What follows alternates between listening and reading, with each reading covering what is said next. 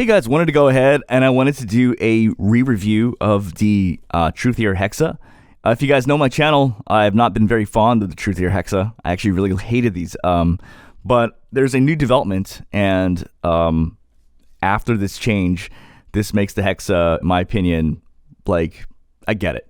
I get why people like it, and I get that it is accurate. It is perfect in many ways, and it's just a whole lot better than what I thought it was. And I wanted to go ahead and share how you can do it and to go from there. All right, well, so the too long didn't read is it's counterintuitive, but hear me out, and it's actually a tip that was actually submitted here that I saw on Reddit, and I tried it out, and holy cow, they were right. So basically, this is important, okay? Basically, and what he does is he later goes to wide bore, which is actually, when you really think about it, that's actually technically unconventional. And I'll kind of explain, but I'll tell you how this completely transforms the sound of the Hexa to sound correct. So when I was actually trying out the Hexa for the very first time, what happened was I was like, oh, this has no bass. And so naturally, like when you when you don't have enough bass, you want to go narrow bore. That's what you're supposed to be doing, right? So, and basically, I followed this rule, which what this guy says right here, different person, but this is what I follow, and almost everybody follows this rule. Wide bore is known to bring out higher frequencies. This is true. And treble, yes, while bringing the bass relatively lower. Basically saying wide bore usually gives you a brighter sound, usually, which is correct. And then narrow bore will bring down the highs. And, but then, so, and this is important. And this is going to be a long video, but at least if you watch this video, you will get the best sound of the Hexa.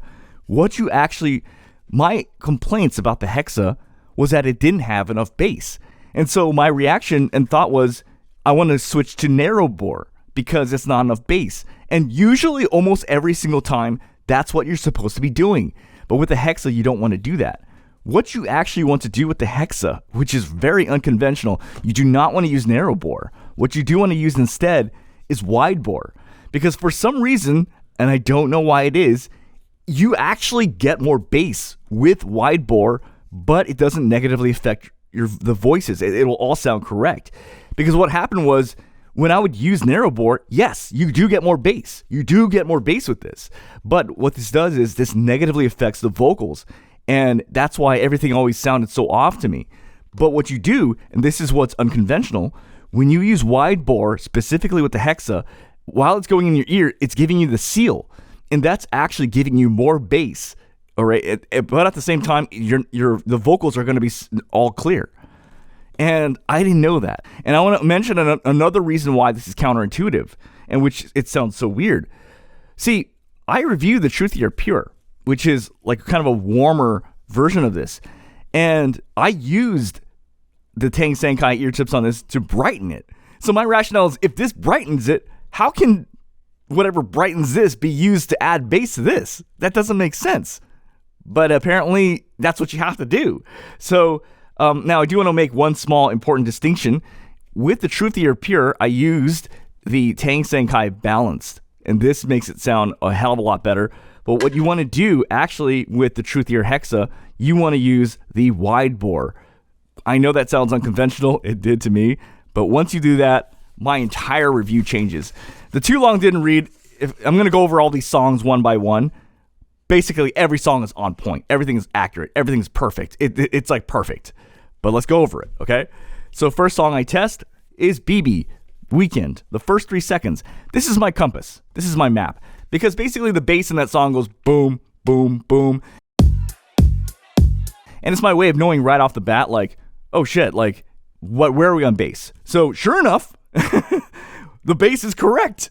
Even though I'm using wide bore IEMs, wide bore, it's correct. So I said, basically the bass sounds correct, her voice sounds correct, but then I say the comfort is bad.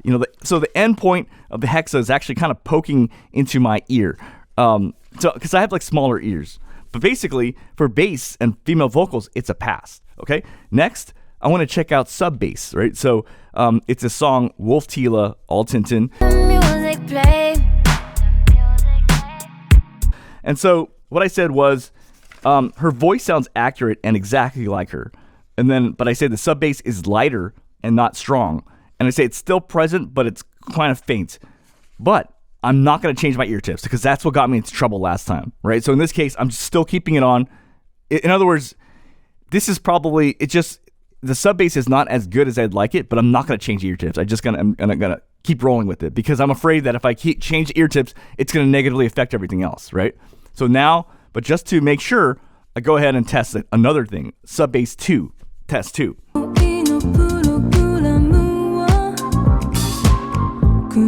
I like to basically check this out because in the beginning, there's instruments playing in the background, like brum, brum, brum, brum, and I kind of want to see, is it like picking it up? And yeah, so the sub bass is weak on this, right? But the vocals, her voice is exactly like on point. And again, I say, normally I'd swap ear tips, but I don't want to do that because it's going to negatively affect everything else. You know, I learned from my last lesson, right? But at least with this setup, okay, with this particular setup, the vocals are sounding correct. The boom, boom, boom bass is correct, but the sub bass is like light and weak. But let's just carry on, is what I'm saying, right? Then what I do is let's go check male vocals. So I want to check out this song by Justin Bieber. Yeah, you got that yummy, that yummy, yum. And so basically, his voice, it sounds correct and accurate. The bass in the background is correct and not overpowering. Okay, then I tested out another song. This is a female vocal song. It's by Jhené Aiko. Don't take this personal, but you ain't shit, and you weren't special till I made you so. And I play the song. Her voice is, the vocals are on point. Then I check another singer, okay? It's Chris Brown. The song is Zero. I thought we were great. Check, his vocals are on point and it's full. So basically, all these singers sound exactly how they should sound. Their voices are sounding exactly how they should sound. And so what I said is, I still prefer the Z Got Lush with Moondrop Spring Tips. So I really, really like the Z Got Lush with the Moondrop Spring ear tips. All the other ear tips, it didn't sound good, but with the Moondrop Spring Tips large, this opens up the Lush and this becomes such an amazing IEM. So I'm basically saying I like this, but the Hexa is still accurate. But I'm also saying, dude, it's still, the comfort is really bad on this. It's like, it's not oversized like the Dusk. It's like, not oversized, but it's something about the pointy edge of this. It like pokes like right into my ear. Like it's just, who was a numbnut that decided to make it like this? You know, these should be rounded, honestly. Anyway, then I do another test, you know, just to make sure, another female vocal test, because I know this song really well. It's by XG. It's called New Dance. And I'm like, Yuria's vocals are on point. And I say, overall, this lacks the X factor of the Studio 4 and the Z Got Lush, but it's still accurate. So what I'm trying to say basically is the Studio 4 girls just sound like way, way, way nicer on female vocals. Like just, I mean, the Studio 4 is very, very flattering to female vocals. And so I'm saying it doesn't have the X factor of this. And the Z Got Lush with the Moondrop Spring Tips, because honestly, if you try all the other tips, then Z Got Lush is more mid. But then when you add Moondrop Spring Tips, this becomes like S tier. With that, these sound still, I would say, better than the Hexa. Okay. Okay, next I go, all right, now let's check out harshness. Like, can it detect harshness and sibilance? Because when I used other ear tips, it would actually kind of round it out a bit, you know, and I was like, oh no. So let's check it out. So first song I do is, it's a song by Luna, and there's this one part in the song where it goes, dun, dun, dun, dun, dun, dun, dun, and then it definitely sounds harsh, you know, if it's accurate. Like it...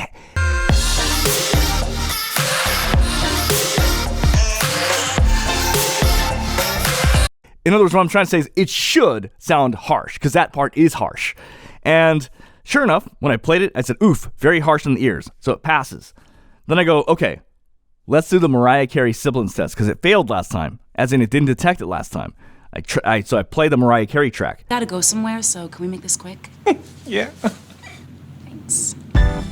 And I said, pass, medium to high pointing ability, as in like, this will definitely detect sibilance in your track. Then I do, okay, let's do a third test. So it's an old video of DMS, the headphone reviewer, and his older videos have pretty bad audio. Like it's like really harsh and sibilant. This is DMS here. On today's 2-minute tip, we're going to be talking about soundstage and imaging. The Bose 700 headphones. It detects it. It's like, it's super sibilant. It's super harsh. So it's definitely correctly finding out, yes, this is definitely like harsh and sibilant. I now do another critical sound detection test. So in here, it's just the first few seconds. I want to see, can it detect mouth clicks and plosives? It's so subtle. You have to listen for it. 1.2 million jobs since April 2024. And Americans are feeling the... But at 5 seconds in, I could hear the plosive. So I'm like, that's good. It's accurate. And it could also detect the mouth click. That's good. That means when this happens to me, when I do professional audio, when I submit audio, and it's funny because actually on my YouTube videos, I'm actually more lax. I'm actually more like, whatever. But what I usually do is I go in my booth and I record, but mouth clicks and plosives are a no-go. You have to, you got to get rid of those. But it could detect it. It could find it. It could hear it in her voice. So overall, these are very, very accurate. Okay. So what I'm going to do right now is I'm going to wear the Hexas right now, and I will tell you how this sounds on me real time, kind of in terms of monitoring. Okay. Hello, testing 1 2 3, testing 1 2 3, microphone check. Okay, testing. Okay, so when I listen through it, okay, so this is the most unscientific way I can explain this. It sounds like me. But it sounds like me if I had like a cold, like it's slightly nasally. Like it sounds like me, but it's slightly nasally. So what I can say is, there are other IEMs I've said where I'm like, that's on point. That's exactly like me, where those were more accurate. You know what I mean? But this is still pretty accurate, but it's still like, it just sounds like a nasally version of myself. Unless this is how I really sound, but I don't think so. It just sounds slightly nasally. So take that for what it is. It still sounds like me though, but it's like a nasally version of myself. Tonally and everything is correct. Sometimes I'll let you know when like I listen to an IEM and I'm like, this is adding more bass, or my voice is thin, or so the way this sounds is it sounds like a nasally version of myself, if that makes sense. So that's that. All right, so final thoughts regarding the Truthear Hexa. So overall, I found, like I said, what you want to do is actually you want to use open bore ear tips. Do not use narrow bore. That's not common knowledge. And basically what happens is it actually does give you more bass, but at the same time, it keeps vocals accurate. And that was something that I didn't know, because usually when something sounds pretty anemic on bass, I usually add narrow bore. But in this case, adding and using a wide bore ear tip vastly improved everything about it. What it does is it actually somehow adds the bass. It still, because what's happening is it's giving you a seal in the ear, but also at the same time, all the vocals and everything sound correct. So with the wide bore ear tips, and I use Tang Senkai green, it'll be different for you. Number one, this is perfect for mixing, in my opinion. This is perfect for critical editing. This is perfect for monitoring. This is good for everything. And you're getting this at an $80 price point. So, everything I said about this was, from before where I didn't like it. It was because I was using Final Audio Ease, or I was using like different things to add the bass. Those things, those narrow bore IEMs, ear tips, they do add bass, but those would negatively affect the voice. But like I said before, when you use a wide bore ear tip, you're going to get the bass. It'll give you it. And that's counterintuitive. Usually wide bore is brighter, but with the Hexa, thanks to that person's tip, now it sounds correct. And when you use wide bore, like I said, then you can use this for mixing. Then you can use this for critical editing, and you can use this for monitoring. It's not exactly 100% for monitoring. Like I noticed, like I said, it sounds kind of like a nasally version of my voice. And there are other IEMs that I think are better, but they are more expensive. Like for example, the Mach 60s are on point. The DT70IE, a little bit more bass on my voice, but more on point.